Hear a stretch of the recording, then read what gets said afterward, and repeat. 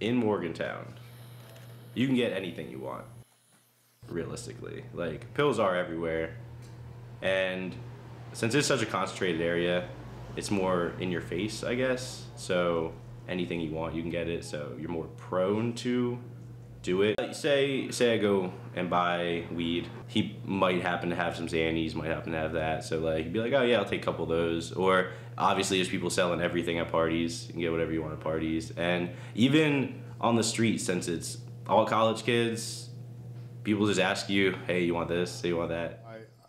I believe the main reason why this age group has the highest rate of use is just simply because the drugs are highly accessible or widely accessible to them. This group came of age during a period of time in this country when prescription painkillers were becoming much more available because the number of prescriptions being written increased substantially. First-time use among this group most often occurred right in their homes or in a friend's home because more and more homes had more and more pills. I was really bummed out about this girl back home, and like I was trying to get fucked up, and we just started like crushing down K-pens and like snorting K-pen after K-pen, like not having any regard for like how many we were doing. And I think I did 5 in like a half hour.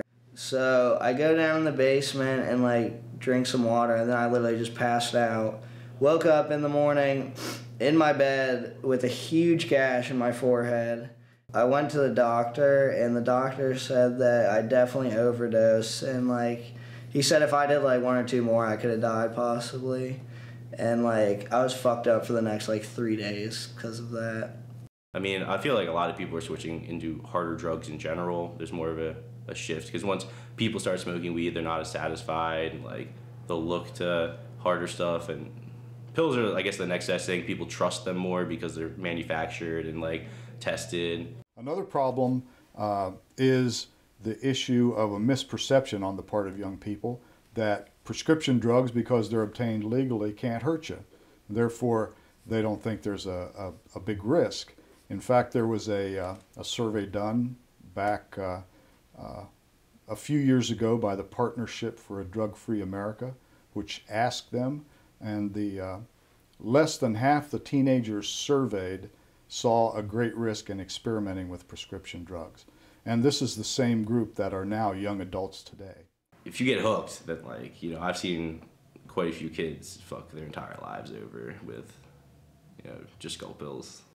I see a lot more pills in the dorms compared to weed just because it doesn't smell, like it's really easy to like transaction. So you do have to be worried about it, but like it's so hard to get caught. It's like you have to be straight ratted on pretty much to get caught selling pills, and like if you're not stupid about it, then you can easily get away with it and make a whole bunch of money. I feel like every other house in Morgantown sells some kind of drugs. But if you have your own house, then like you can do anything.